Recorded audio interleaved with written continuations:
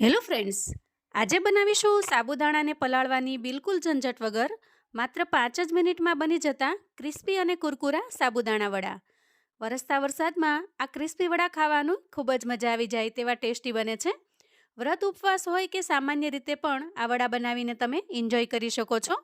જો એક વખત બનાવશો તો ઝટપટ બનતા આ વડા તમને એટલા પસંદ આવશે કે હંમેશા બનાવવાનું પસંદ કરશો. તો ચાલો આ ક્રિસ્પી વડા બનાવવાની રીત જોઈ લઈએ. સૌથી પહેલાં આપણે અહીંયા અડધી વાટકી જેટલા સાબુદાણા લઈશું.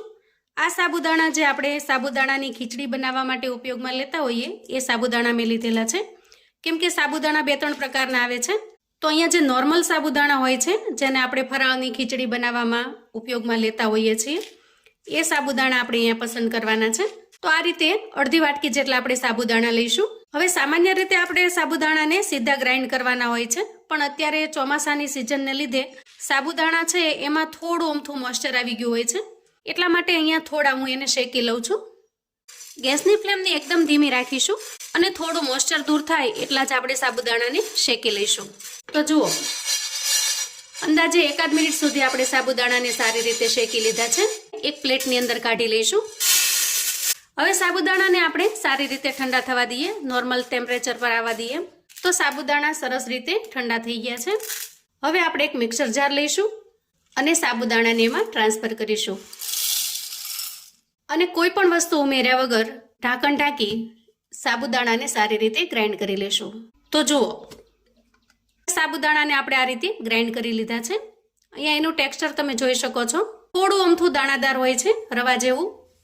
હવે આપણે આ રીતે એક કાચું બટેકું લઈશું. બટેકાની છાલ કાઢી અને એને મેં તૈયાર કરીને રાખેલું છે અને પાણીમાં આપણે એટલા માટે રાખ્યું છે કે બટેકું કાળું ન પડી જાય. હવે આપણે સાબુદાણાને ગ્રાઇન્ડ કરીને રાખેલા છે એ જ જારની અંદર બટેકાને સમારીને એડ કરીશું. અહીંયા બટેકાના પીસને આપણે થોડા નાના કરીને ઉમેરીશું જેથી ઝડપથી મિક્સ થઈ જશે. અડધી વાટકી સાબુદાણાની સામે આપણે અહીંયા એક મીડિયમ સાઇઝનું બટેકું લીધેલું છે. હવે તીખાશ માટે આપણે અહીંયા અડધું લીલું મરચું ઉમેરીશું. આ મરચું છે એ બહુ મોળું પણ નથી અને સાવ તીખું પણ નથી, એ રીતનું મેં લીધેલું છે. તમને જેટલું સ્પાઇસી ભાવે એટલું તમારે અહીંયા લીલું મરચું ઉમેરવાનું છે અને ત્યારબાદ સ્વાદ પ્રમાણે મીઠું ઉમેરીશું. તો બસ અહીંયા આપણે સિમ્પલી આટલા જ મસાલા ઉમેરવાના છે.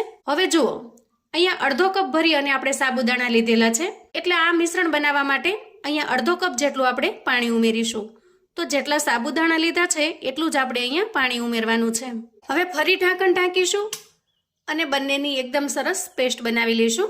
તો જુઓ, આ રીતે આપણે પેસ્ટ બનાવીને તૈયાર કરી લીધી છે. અહીંયા તમે એનું ટેક્સચર જોઈ શકો છો. જુઓ, ખાસ કરીને પીસતી વખતે મારે અહીંયા 4 થી 5 ચમચી જેટલું પાણી વધારે એડ કરવું પડ્યું હતું. તો ઘણી વખત સાબુદાણાની જે ક્વોલિટી છે એના આધારે આપણે થોડું ઘણું પાણી વધારે કે ઓછું એડ કરવાનું થતું હોય છે. હવે તૈયાર કરેલા મિશ્રણને આપણે એક બાઉલની અંદર કાઢી લઈએ. આ રીતે મિશ્રણ બનીને તૈયાર થઈ ગયું છે. તો અહીંયા મિશ્રણ થોડું ઘાટું લાગે છે, તો અહીં આપણે 4 થી 5 ચમચી જેટલું પાણી ઉમેરીશું. વધારે પાણી નહીં ઉમેરીએ અને મિક્સ કરી લઈશું. હવે આપણે કોઈ ડીશ કે પ્લેટ ઢાંકી મિશ્રણને થોડી વાર માટે રેસ્ટ થવા દેશું, જેથી કરીને એના અંદરના જે સાબુદાણા છે એ સારી રીતે ફૂલી જશે. હવે જ્યાં સુધીમાં બેટર રેસ્ટ થાય છે ત્યાં સુધીમાં આજના નાસ્તા માટે આપણે એકદમ ટેસ્ટી એવી ચટણી બનાવી લઈએ. તો આજે ગરમા ગરમ વડા સાથે ખાવા માટે એકદમ ટેસ્ટી એવું દહીંનું ડીપ બનાવીશું. અહીંયા મેં 2 ચમચા જેટલું મોળું દહીં લીધું છે. હવે દહીંને આપણે ફેંટી લેવાનું છે. તો ખાસ કરીને જો તમારે ચટણીની જગ્યાએ ડીપ બનાવવું હોય તો મોળા દહીંનો ઉપયોગ કરવો. એનાથી એકદમ ટેસ્ટી અને ખૂબ જ મસ્ત ચટપટું એવું ડીપ બનીને તૈયાર થશે. જુઓ, અહીંયા દહીંને આપણે ફેંટીને તૈયાર કરી લીધું છે. હવે આપણે ડીપના મસાલા કરી લઈએ. તો અહીંયા થોડા આમતા અડધી ચમચી જેટલા મેં ચીલી ફ્લેક્સ લીધા છે, એને ઉમેરીશું. અહીંયા અડધી ચમચી જેટલો શેકેલા જીરાનો મેં પાવડર લીધેલો છે, એને ઉમેરી દઈએ. 5 ચમચી જેટલો તીખાનો પાવડર લીધેલો છે, મરી જેને કહીએ છીએ એ તીખાનો પાવડર આપણે અહીંયા ઉમેરીશું. ખાસ કરીને ફરાળ માટે જો હોય તો આ ચટણી એમાં પણ તમને ખૂબ જ ઉપયોગી થશે. અને સ્વાદ પ્રમાણે મીઠું ઉમેરીશું. જો ફરાળ માટે તમે બનાવતા હો તો તમે જે મીઠું વાપરતા હો એ તમારે અહીંયા ઉમેરવાનું છે. અને આ રીતે એકદમ ઝીણા સમારીને મેં મીઠા લીમડાના પાન તૈયાર કરી રાખ્યા છે, એને ઉમેરીશું. મીઠા લીમડાના પાન ઉમેરવા બિલકુલ ઓપ્શનલ છે. આના અંદર મીઠા લીમડાનો ટેસ્ટ ખૂબ જ સરસ આવે છે એટલે મેં ઉમેરેલા છે.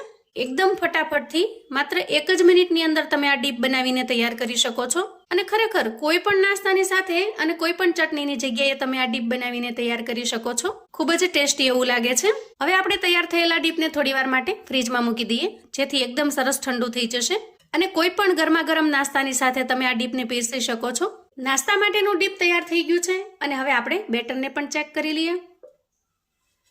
તો અહીંયા જુઓ, થોડીવાર રેસ્ટ થયા પછી બેટર ફરી કઠણ બન્યું છે, એટલે કે થોડું ઘાટું બન્યું છે. તો આ સ્ટેજે આપણે 4 થી 5 ચમચી જેટલું પાણી ઉમેરીશું. તો આ રેસીપીમાં એ વાતનો ખાસ ખ્યાલ રાખવાનો કે એકસાથે ઝડપથી જાજુ પાણી નહીં ઉમેરીએ, થોડું થોડું પાણી ઉમેરતા જવાનું, જેથી જરૂરિયાત મુજબ આપણે કન્સિસ્ટન્સીને બેલેન્સ કરી શકીએ.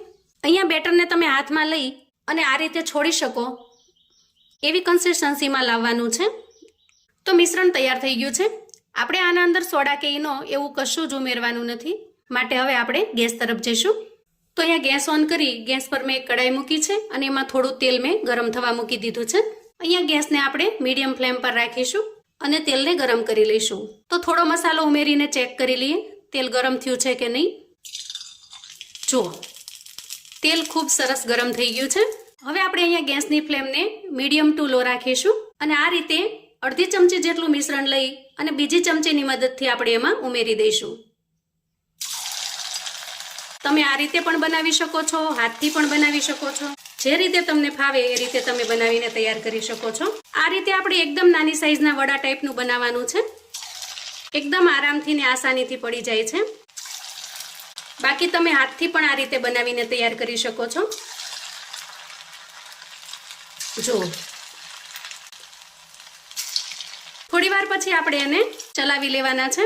જો આ રીતે આપણે છૂટા પાડી લેશું. થોડા ક્રિસ્પી થશે એટલે આરામથી છૂટા પડી જશે. ખૂબ હાઈ ફ્લેમ રાખીશું તો ઉપરની સાઈડ ક્રિસ્પી થઈ જશે પણ અંદરથી કાચા રહી જશે. આથી ધીમા ફ્લેમે આપણે એને સારી રીતે તળી લઈએ. આ રીતે ગોલ્ડન બ્રાઉન કલરના થઈ જાય એટલે આપણે એને બહાર કાઢી લઈશું અને એ જ રીતે આપણે બીજી બેચ પણ તૈયાર કરી લઈએ. અહીંયા એક વખતની બેચમાં જેટલા સમાય એટલા આપણે તળવાના છે. જો થોડા ઘણા સતળાઈ જાય પછી જ આપણે એને છૂટા પાડીશું અને સતળાઈ જશે એટલે આરામથી છૂટા પણ પડી જશે. હવે આ રીતે હું બધા જ મિશ્રણમાંથી બનાવીને તૈયાર કરી લઉં છું. તો જુઓ, અહીંયા આપણે છેલ્લી બેચ બનાવીને તૈયાર કરી લીધી છે. એકદમ ક્રિસ્પી અને મજેદાર બનીને તૈયાર થઈ ગયા છે. તો જુઓ, એકદમ ક્રિસ્પી અને કુરકુરા વડા બનીને તૈયાર છે. અહીંયા તમે જોઈ શકો છો એકદમ સરસ ક્રિસ્પી બન્યા છે. ઉપરથી એકદમ સરસ ક્રિસ્પી, દુનિયાના સૌથી વધારે ક્રિસ્પી વડા કહી શકું એવા સરસ મજાના ક્રિસ્પી બન્યા છે. હવે જુઓ ઉપરનું પડ એકદમ સરસ ક્રિસ્પી બને છે. અહીંયા હું એક તમને તોડીને બતાવું. જુઓ, ઉપરથી ક્રિસ્પી અને અંદરથી એકદમ સરસ જાળીદાર બનીને તૈયાર થાય છે. આ વડાને તમે એકદમ સરસ ઠંડા ઠંડા દહીંના ડીપની સાથે પીરસી શકો છો. એકદમ મસ્ત ઠંડુ ડીપ હોય અને એની સાથે આ રીતે એકદમ સરસ ક્રિસ્પી અને મજેદાર એવા વડા હોય તો ખાવાની મજા જ પડી જાય. અહીંયા વડા અને દહીંના ડીપનું કોમ્બિનેશન એકદમ સરસ જોરદાર બનીને તૈયાર થાય છે. અને એક વખત જો તમે આ રીતે બનાવશો મિત્રો, તો વ્રતમાં અથવા તો તમને સામાન્ય રીતે વડા ખાવાનું મન થાય ત્યારે તમે આ વડા બનાવીને ચોક્કસથી તૈયાર કરશો. ખૂબ જ ક્રિસ્પી અને મજેદાર બનીને તૈયાર થાય છે. બીજા બધા જ ભજીયા અને વડા કરતાં એકદમ સરળ રીતથી અને ખૂબ જ ઝડપથી બનીને તૈયાર થશે. તો આવું અવનવું જાણવા માટે અને મને સપોર્ટ કરવા માટે ચેનલ પર જો તમે નવા છો તો પ્લીઝ ચેનલને સબસ્ક્રાઈબ કરો. વિડીયો ગમે તો લાઈક અને શેર કરો. તમારા સગા સંબંધી મિત્રોને પણ આપણી આજની આ કાચા બટેકા અને સાબુદાણાથી બનાવેલા ક્રિસ્પી વડાની રેસિપી ચોક્કસથી મોકલી આપજો, જેથી એ લોકો પણ બનાવીને તૈયાર કરી શકે, એન્જોય કરી શકે અને એના પરિવારને પીરસી શકે. કોમેન્ટમાં મને ચોક્કસથી જણાવજો મિત્રો કે આજની આ રેસિપી તમને કેવી લાગી છે. અને સાથે સાથે તમે મારો આ વિડીયો ક્યાંથી જોઈ રહ્યા છો એ ગામનું નામ લખીને પણ કોમેન્ટમાં ચોક્કસથી મોકલજો, જેથી મને ખ્યાલ આવે કે મારા વ્યુઅર્સ મને ક્યાંથી જોઈ રહ્યા છે. ફરી મળીશું એક નવી રેસિપી સાથે. ત્યાં સુધી આવજો મિત્રો.